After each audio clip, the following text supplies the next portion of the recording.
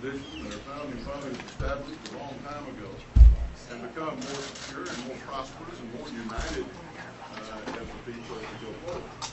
Well, we can go down the road of bigger government, higher taxes to sustain that government, more regulation, and more spending of money that we don't have.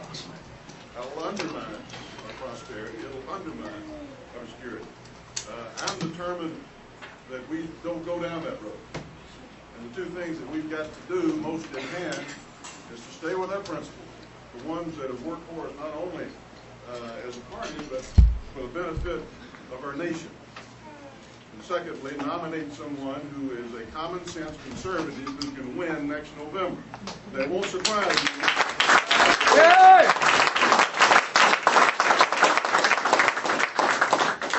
It won't surprise you to know that I got a few ideas about who that might be. And that's what I'm here to talk to you about. I'm reminded a little bit of 1994. I was doing some interesting things back then, enjoying myself.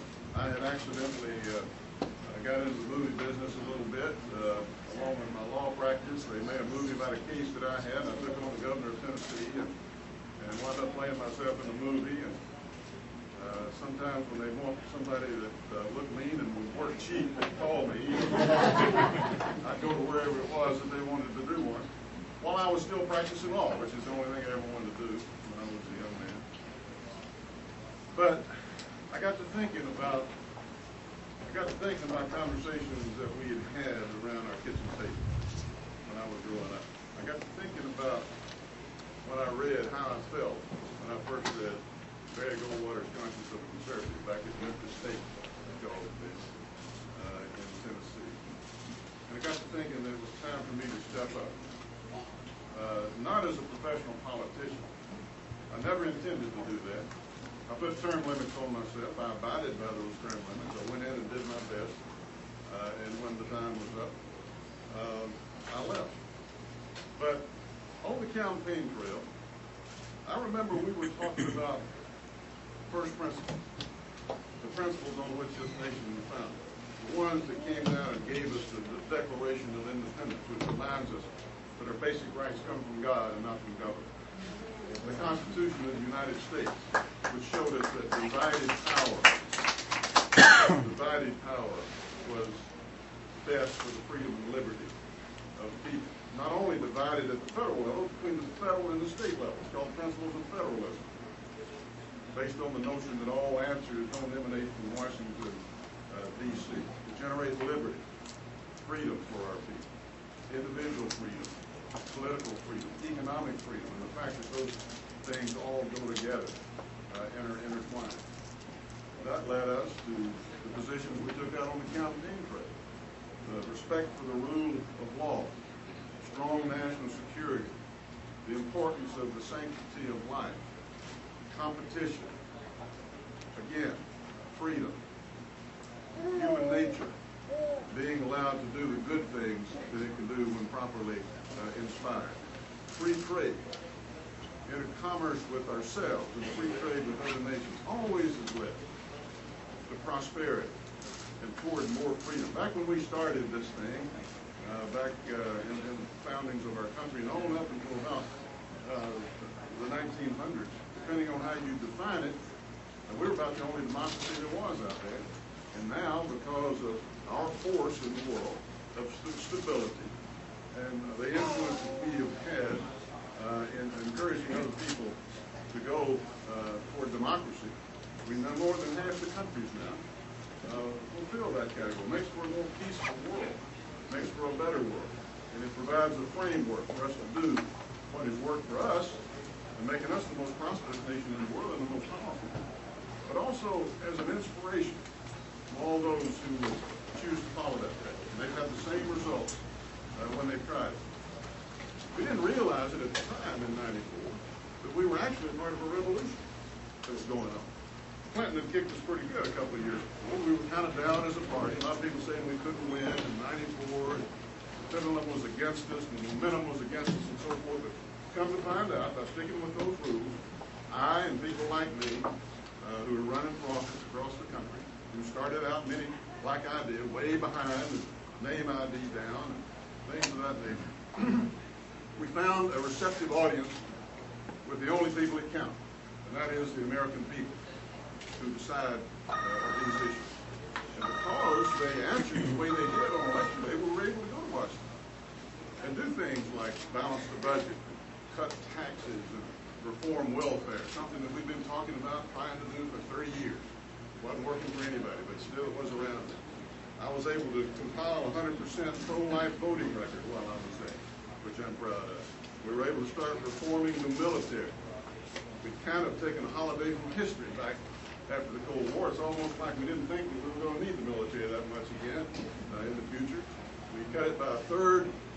We let our intelligence capabilities wither to an extent that was dangerous for us. Research and development, things of that nature will cut back substantially. Procurement, we're paying the price for that today, but we were able to turn that back around toward the right direction. We need to adhere to those same principles again, my friend.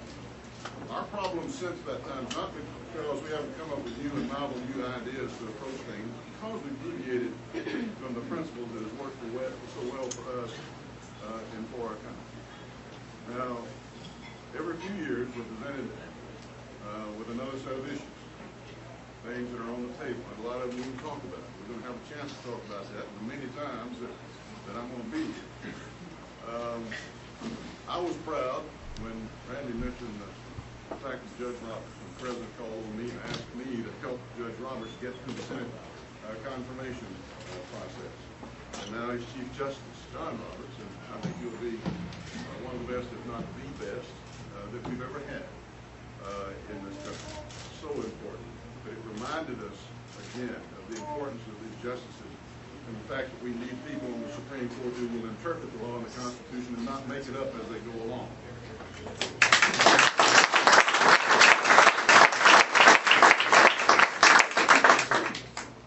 We're presented with an immigration issue, which is not really an immigration issue, it's an illegal immigration issue. It's not only a question of fairness to those who have come here and stood in line and made such sacrifices to be productive citizens and a part of our society. It's not only unfair to them, it's also a national security issue. In an era of the suitcase bomb, we cannot have open borders. We need to understand that a nation that cannot secure its borders will ultimately not remain a sovereign nation. That's what all this is about. We can work out the details after we secure the border. But the American people, said to the politicians back a few months ago, don't just talk about the securing the border. Don't pass another law like you did before saying that you're going to. Just go ahead and do it. And then come and talk to us and we'll have another conversation about other issues. One of the things that I know is important to ours, and it's important to the rest of us, has to do with the issue of same-sex marriages. You have another court decision here, like a court decision happened in Massachusetts. I like to say it's not a same-sex marriage issue. It's a judge issue. It's another example of judges interpreting what is before them in ways that suit their own sociological needs, and not with regard to anything that's in the Constitution or the laws that they're interpreting. I propose a particular solution to that. Here.